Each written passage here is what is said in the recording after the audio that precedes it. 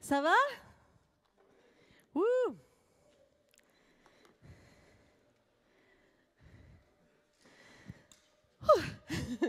Je suis contente d'être là, de vous voir, c'est trop cool.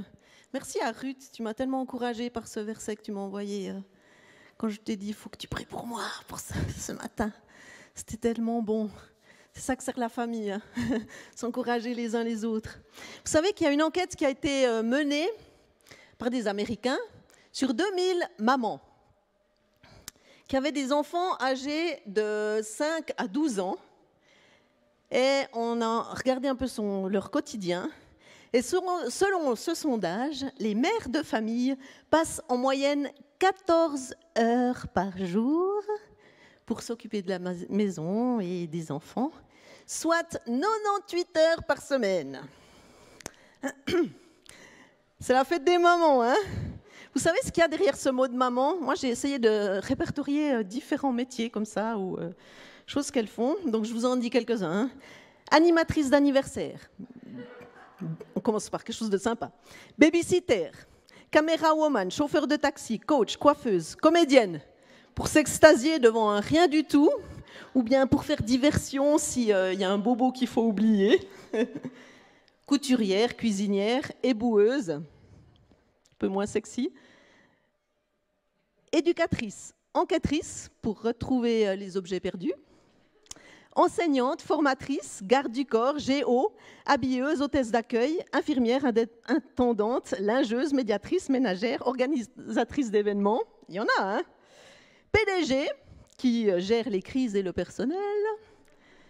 Photographe, plongeuse, prof, psychologue, puéricultrice, repasseuse, traductrice pour le langage bébé. Bravo à toutes les mamans, vraiment, tout ce que vous faites.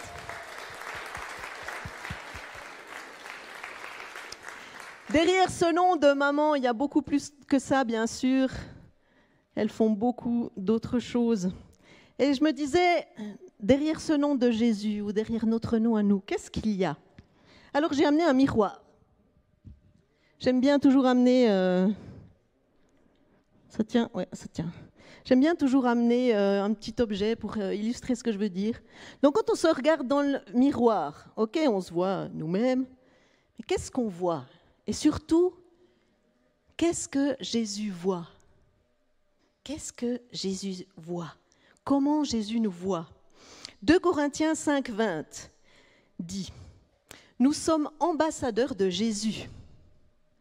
Une autre version dit « Nous faisons les fonctions d'ambassadeur ». Dans le milieu diplomatique, un ambassadeur est délégué par un gouvernement pour le représenter dans un pays étranger. Donc il n'est pas là à titre personnel, mais pour représenter les intérêts de celui qui l'envoie. Et comme Jésus, ambassadeur de Dieu sur terre, et Dieu nous a fait à son image, donc nous sommes aussi ambassadeurs. Vous savez, quand le soleil se reflète sur un miroir, ça se voit hyper loin. Ça éblouit même, hein?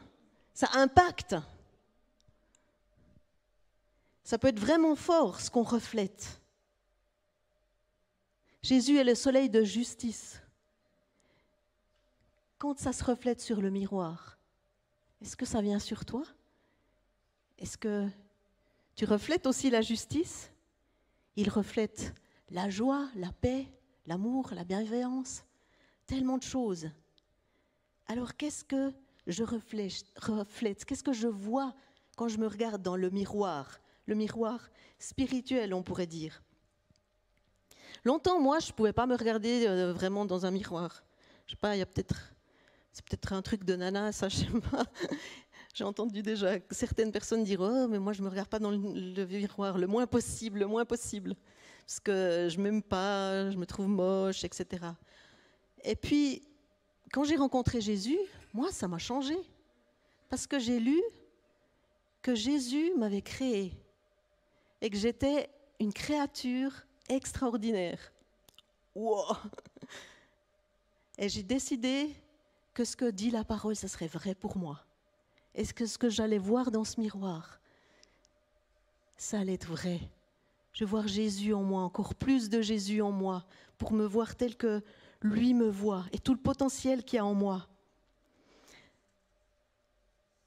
Vous savez, c'est surtout dans nos actes, en fait, qu'on voit si on ressemble à Jésus.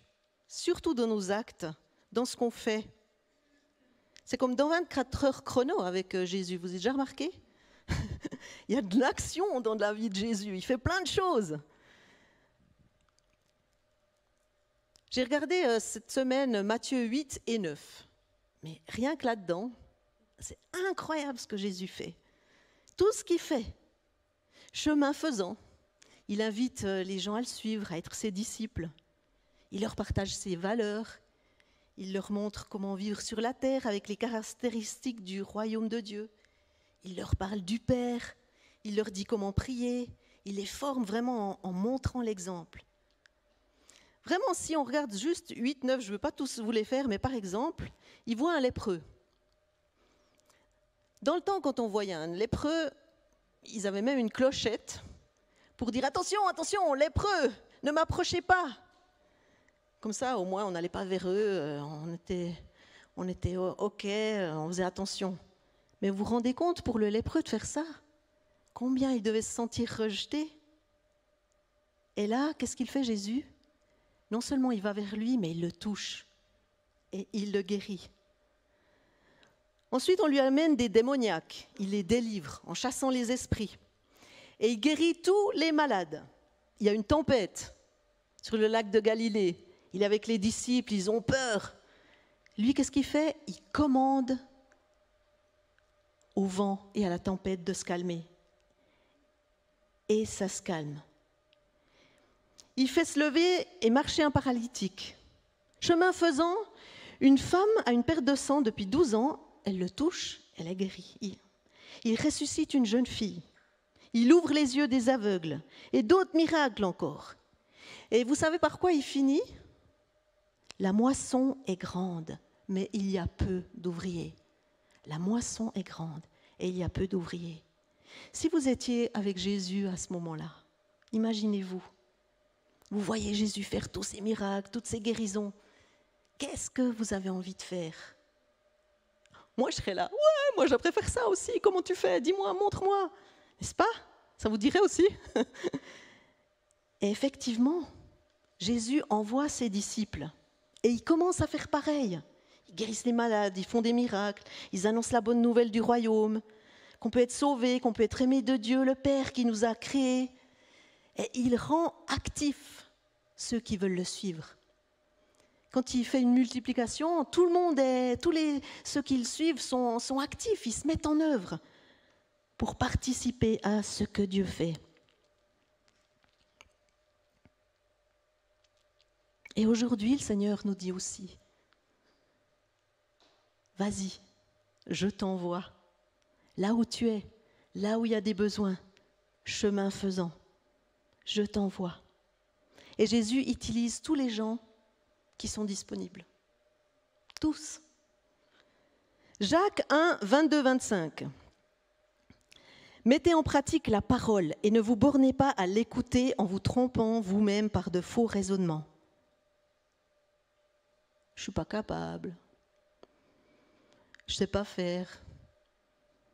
J'ai jamais vu que ça venait, alors ça va sûrement pas venir. Ah, prier pour des malades ou comme ça, mais c'est les pasteurs qui font ça, non? Bien. Il y a des choses, c'est les pasteurs qui font. Hein? Quoi? What? On est tous appelés à le suivre et tous à faire ce qu'il nous enseigne, ce qu'il nous montre, tous. Il n'y a pas une élite, hein? Il n'y a pas une élite. On est tous pareils. On est tous au même niveau. On continue dans Jacques 1, 22. Car si quelqu'un écoute la parole et ne la met pas en pratique, il est semblable à un homme, une femme, qui regarde dans un miroir son visage naturel et qui, après s'être regardé, s'en va et oublie aussitôt qui il était. Et la Bible, c'est la parole de Dieu, n'est-ce pas? Et si on regarde la parole de Dieu, si on la lit, comme si on se regardait dans un miroir, puis qu'on part et qu'on ne la met pas en pratique, ce verset nous dit, c'est comme si on oubliait tout ce qu'on a appris, tout ce qu'on est au plus profond, tout ce que Dieu a mis en nous. Il est violent ce verset, je trouve. Mais celui qui aura plongé les regards dans la loi parfaite, la loi de la liberté, et qui aura persévéré. Dites avec moi, persévérer. Celui qui aura persévéré, n'étant pas un auditeur oublieux, mais se mettant à l'œuvre. À vous, se mettant à l'œuvre. Si on persévère et on se met à l'œuvre, celui-là sera heureux dans son activité. Je ne sais pas comment vous avez vécu, vous, ces derniers mois. C'était pas terrible. Hein, c'est compliqué, hein, c'est difficile. Il y a des difficultés tout le temps. On a une crise, on a une Covid. Il y a plus d'un an qu'on voit de gros défis. Et personne n'est épargné. Moi, en mars l'année passée, quand j'ai vu les infos, je me disais, ouh là là, il faut que je sois au courant de ce qui se passe, qu'est-ce qui va se passer, comment ça va se passer, qu'est-ce que je dois faire, pas faire.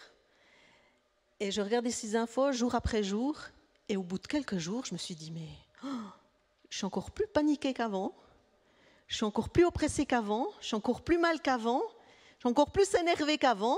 Ça, c'est pas bon pour moi. Et j'ai décidé vraiment de me plonger dans la parole de Dieu, de chercher le Seigneur, d'écouter sa voix.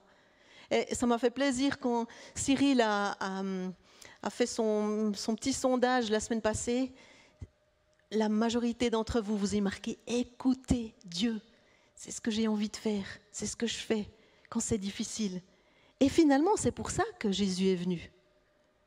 Il a dit « Je suis venu pour ceux qui ne sont pas bien portants, pas pour les bien portants ». Mais Jésus est là, en fait, quand ça va mal. Vous savez, moi, j'ai vécu tellement de trucs difficiles l'année passée, c'était tellement horrible. J'avais des amis, ils sont partis.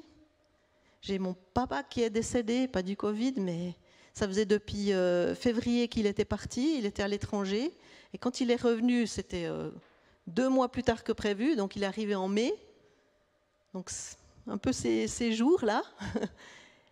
Et puis, il s'est mis en quarantaine pour que tout aille bien. Et 2 jours avant que je puisse le voir, il est décédé. C'est dur, hein, quand quelqu'un part. C'est dur quand on perd un enfant. C'est dur, la vie, des fois. Il y a des gros défis. J'ai aussi des problèmes physiques. Et puis je prie, puis des fois ça marche, puis des fois il y a d'autres trucs qui reviennent. Puis j'en ai encore, puis je me dis, mais là je me dis, Jésus est venu pour ça.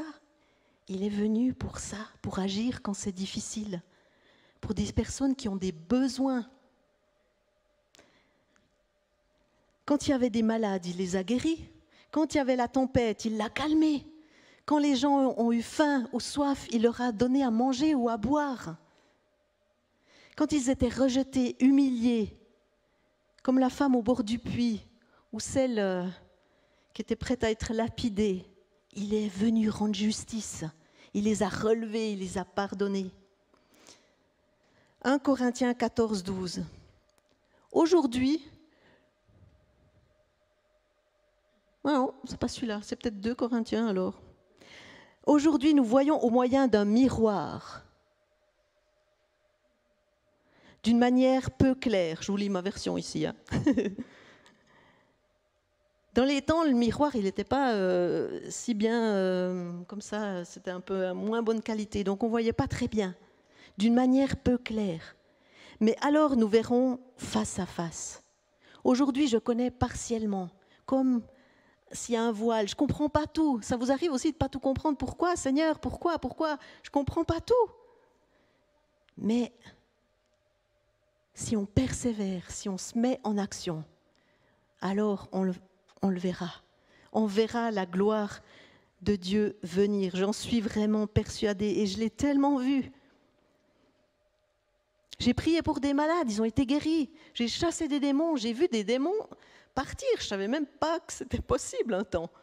Et pourtant, je l'ai vu, j'ai vu des personnes délivrées par des choses horribles. Pas chaque fois. Pas à chaque fois.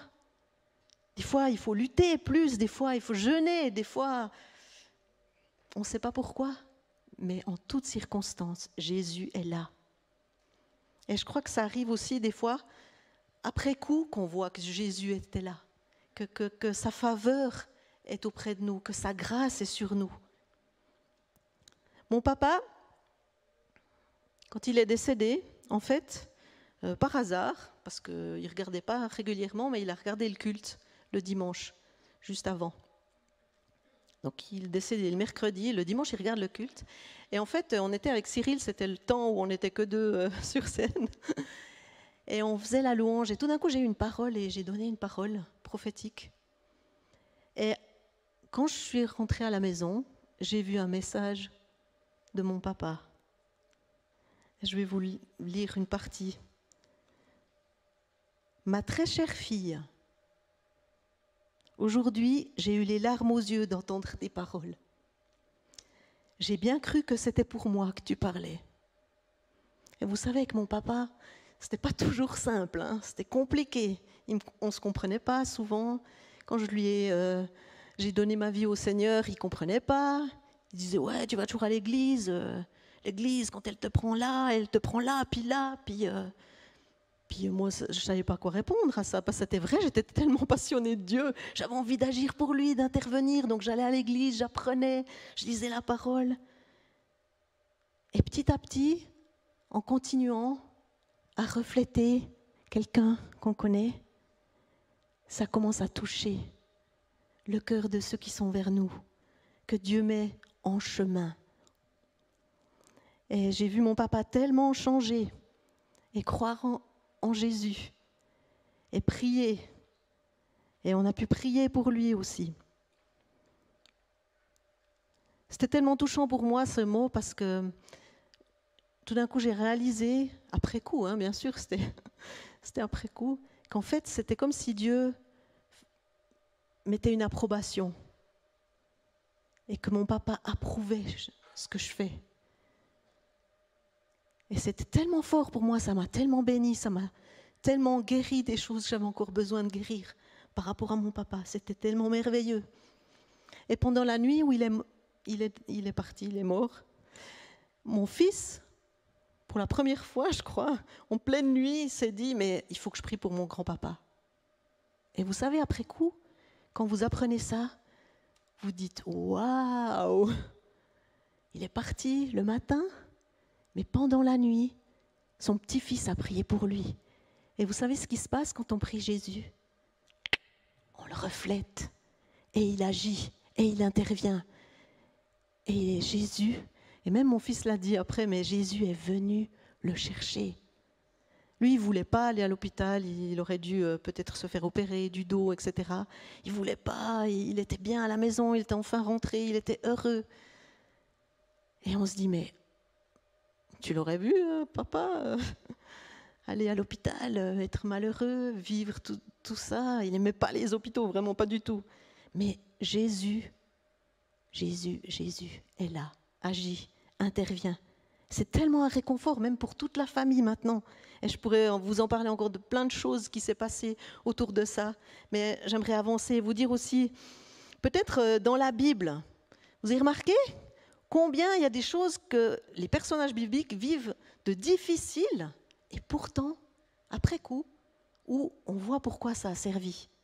Regardez Joseph. Il ne savait pas ce qu'il allait se passer quand il a été laissé mort quasiment dans la citerne. Il ne savait pas qu'il allait sauver toute sa famille après. Être intendant du Pharaon. Vous vous rendez compte quand on fait de la prison? Là, on ne se dit pas ouais, pas de problème, je serai un jour Pharaon ou près du Pharaon. Moïse, il ne savait pas ce qui allait se passer. Quand les Égyptiens étaient à ses trousses, qu'il y avait la mer Rouge devant. Esther ne savait pas ce qui allait se passer quand elle s'est introduite auprès du roi sans son autorisation préalable. Normalement, on vous égouille, mais non. Le roi lui a donné son sceptre pour qu'elle soit épargnée et elle a sauvé son peuple. Le paralytique, il ne savait pas ce qui allait se passer quand il a été transporté par ses amis vers Jésus. Moi, je crois même lui, il n'y croyait pas, franchement. Et pourtant, Jésus a dit, lève-toi et marche. Et il s'est levé, il a marché. L'aveugle-né, il ne savait pas ce qui allait se passer. Quand Jésus est passé et qu'il y a des disciples qui ont dit celui-là, là, celui qui est aveugle, là, il a péché, il a fait quoi de mal? Ou c'est peut-être sa famille, ils ont fait des trucs mauvais pour qu'il soit dans cet état. Il ne savait pas, mais Jésus l'a relevé. Et c'était pour la gloire de Dieu, qu'il a vécu ça. Alors est-ce que, et bien sûr Pierre aussi, Paul aussi, quand il est en prison, etc. Est-ce que quand on est dans des difficultés, on ose se dire ça? Ok, je suis dans des difficultés, c'est pas facile. C'est dur, ça me blesse, ça m'a fait pleurer, je me sens rejetée, méprisée. Ça pourrait m'anéantir. Mais, ces épreuves, elles peuvent aussi me purifier, me faire grandir dans ma foi, pour être mieux utilisée par celui qui veut se refléter.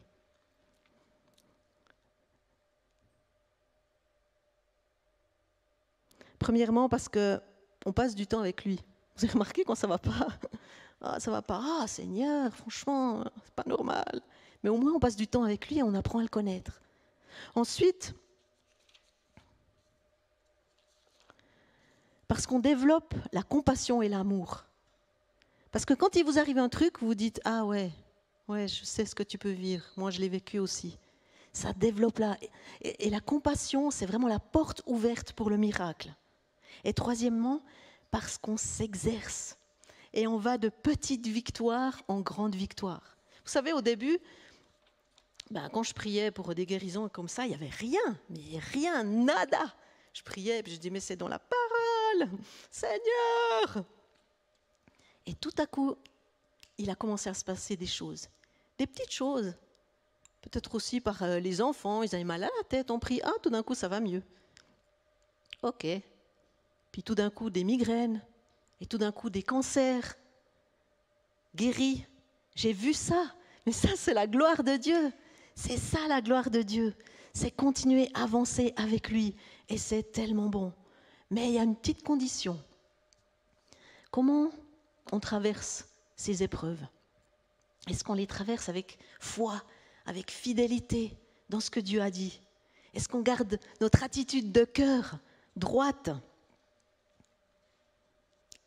Alors qu'on est dépendant dans l'humilité devant Dieu, il développe notre force, notre autorité au combat.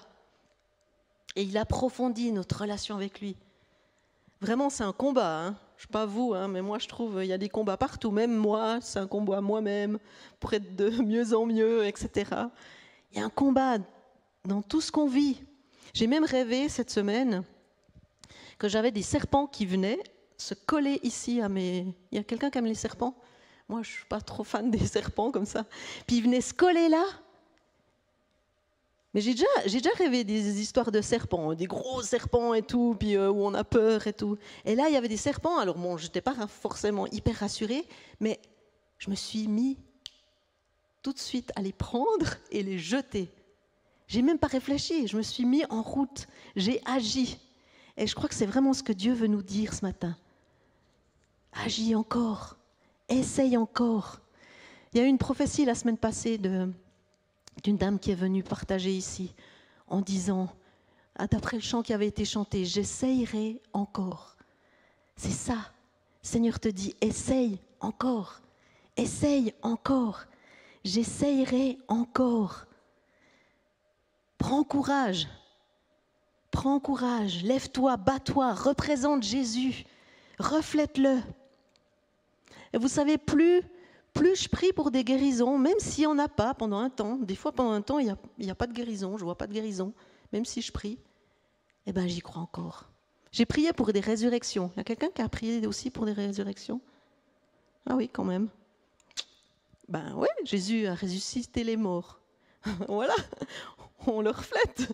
Donc je me suis dit, allez, on y va. Mais je n'ai pas encore vu quelqu'un ressusciter. Mais plus je prie, ça m'a pas déprimée. Je me suis dit, mais plus je prie, plus j'apprends. Et un jour, ça va arriver.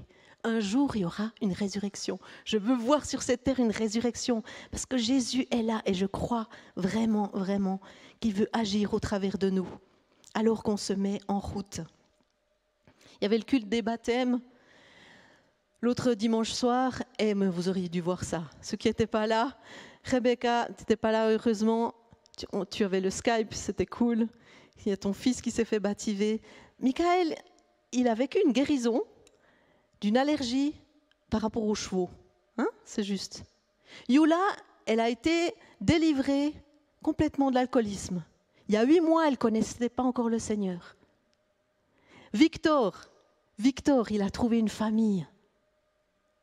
Vous savez, il se passe plein de choses, mais tous ces gens-là, ils ont été accompagnés. Il y a quelqu'un qui leur a parlé de Jésus, il y a des mamans, la maman de Nathan, qui a continué. Des fois, peut-être ça l'énervait, hein, ça t'énervait peut-être Nathan des fois, ouais. Il a continué, persévéré, prié pour lui, que Dieu le bénisse. Et Dieu agit. Il a agi par le passé, il agit aujourd'hui et il agira encore. Il agira encore. Alors oui, il y a des combats, oui, il y a des difficultés, mais on est qui? Est-ce qu'on est des ambassadeurs? Le Seigneur dit, qui enverrai-je? Essaye encore, essaye encore. Qui es-tu pour ton prochain? Comment reflètes-tu Jésus? 2 Corinthiens 3, 18. Et nous tous, qui le visage découvert, il y a une autre version là, nous tous qui s'envoilent sur le visage, juste authentique, contemplant comme dans un miroir, dans la parole de Dieu, la gloire du Seigneur, nous sommes transformés à son image, de gloire en gloire, de victoire en victoire, par l'Esprit. Et Dieu agit, Dieu agit. J'aimerais vous inviter à vous lever. On va proclamer ce que Jésus est. Parce que plus on sait ce que Jésus est, plus on sait comment on peut aussi agir. Et j'ai fait j'ai regardé dans la Bible et j'ai mis pas mal de choses. Et j'aimerais que vous puissiez le dire avec moi. Soit, si vous n'êtes pas à l'aise de parler fort, il n'y a pas de souci, mais est-ce qu'on peut dire ces paroles? Qui Jésus est? Jésus est amour. Son amour n'a pas de limite ou de condition. Jésus m'aime et rien ne peut me séparer de son amour. Jésus me pardonne. Jésus est mon avocat auprès du Père. Jésus me réconcilie et me rachète. Jésus me redonne une nouvelle chance, encore et encore. Jésus me purifie. Jésus fait de moi une nouvelle créature. Jésus me transforme et me rend meilleur. Jésus me guérit. Jésus me console et prend soin de moi. Jésus relève ma tête. Jésus me donne une raison de vivre et d'espérer. Jésus vit en moi. Jésus délivre. Jésus rend libre. C'est pas fini. Jésus bénit. Jésus prend soin de la veuve et de l'orphelin. Jésus donne la joie et la paix. Jésus donne à manger à celui qui a faim et à boire à celui qui a soif. Jésus rend justice. Jésus crée et donne la vie. Jésus restaure les cœurs et les vies brisées. Jésus sauve celui qui est déprimé et désespéré. Jésus aide celui qui est pauvre. Jésus restaure les relations. Jésus trouve ceux qui sont perdus. Jésus va chercher ceux qui sont abandonnés. Jésus accepte ceux qui sont rejetés. Jésus accueille les fils prodigues. Jésus enlève les fautes. Jésus élève les humbles. Jésus ressuscite les morts. Jésus est le lion de Juda et l'agneau immolé. Il est Dieu et il s'est fait homme. Jésus est le roi de justice, le roi de gloire, le roi des cieux, le roi des rois. Jésus est la lumière du monde, le sel de la terre, le chemin, la vérité et la vie. Jésus libère les captifs, il libère les opprimés, il rend la vue aux aveugles et fortifie les genoux fatigués. Il est je suis, il sait tout, il connaît tout, il peut tout, partout. Il est mon sauveur et mon Dieu et mon Seigneur. Jésus est la réponse, il a la réponse à toutes mes questions. Il est la réponse pour toute l'humanité. Amen.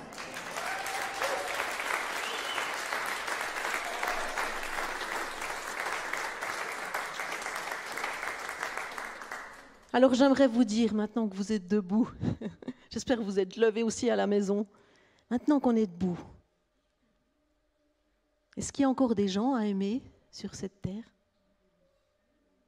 Est-ce qu'il y a encore des gens qui ont besoin d'être réconciliés avec Dieu, qui ont besoin d'être guéris, des gens qui ont besoin d'espoir, d'être délivrés, accueillis, pardonnés? Jésus est la réponse. Et il aimerait le faire à travers toi, à travers moi. Allez, annoncez la bonne nouvelle. Dieu nous donne des dons pour qu'il puisse se glorifier à travers notre service. Et le dimanche, quand on se retrouve comme ici, on se raconte ce que Dieu a fait. Ou dans nos groupes Connect, nos petites familles. Et on se dit, ouais, cette semaine, vous savez quoi? Il y a une enfant de 10 ans, elle a reçu le Saint-Esprit. Il y a une famille là qui s'approche du Seigneur maintenant. Et la petite fille de 10 ans, elle a reçu le Saint-Esprit. Elle parle en langue. Elle a été touchée par Dieu et toute la famille est touchée par Dieu. Et on le fait ensemble, ici, alors qu'on se rassemble ou qu'on se retrouve entre nous. Et on remercie Dieu, on dit toute la gloire à toi, Seigneur. Moi, je ne suis pas grand-chose, mais tout ce que tu as changé en moi, je peux l'apporter plus loin. Et tout ce que je te vois faire, je peux te refléter. Seigneur, fais-le, fais-le. Rends-nous capables. Tu le fais. Je veux être active dans ta moisson. Seigneur, ton royaume est proche parce que tu es là. Liberté des bénédictions du ciel, Seigneur. Remplis-nous de ton esprit tout à nouveau. Descends sur nous et agis, chemin faisant, là où je vais, là où je marche, là où je travaille, au lycée, à l'uni, dans ma famille, au magasin, partout, Seigneur. Ouvre mes yeux pour que je voie ce que tu veux faire et que tu puisses agir au travers de moi. Oh Seigneur, et quand on est ensemble comme ça, tu es notre force et on peut prier ensemble. On peut se dire, oh aujourd'hui, demain je vais au travail et je vois une amie et j'aimerais lui parler de Jésus. Et on prie ensemble, on se met ensemble et après on se donne des nouvelles. Et on voit Dieu agir, on voit Dieu intervenir. Bien sûr, on va le faire imparfaitement. Et pardon Seigneur parce qu'on est tellement imparfait. Mais on se réveille tous les matins encore. Comme Fabrice disait, tous les matins, je me réveille, j'ai l'impression, je peux être meilleur encore. Oui, je peux être meilleur encore. Et il s'est fait baptiser aussi dans l'équipe. Alors les mamans, avec tout ce que vous faites déjà, s'il y avait la puissance de Dieu, avec. Ouais! Est-ce que je vais essayer encore? Ok, c'est dur, mais j'essayerai encore. Mais j'essayerai encore. Mais j'essayerai encore. À vous. Mais j'essayerai encore. Mais j'essayerai encore. Eh oui, avec toi, Seigneur. Avec ton esprit en moi. Les yeux fixés sur toi d'abord. En sachant ce que tu as fait. Et en libérant ton esprit. Parce que tout ce qui vient de bon, ça vient de toi. Et c'est ce que je veux faire. Seigneur, glorifie-toi par ta gloire et pour ta gloire. Bonne fête à toutes les mamans. Vous êtes des warriors. On est tous des warriors, des ambassadeurs pour le Seigneur. Soyez bénis.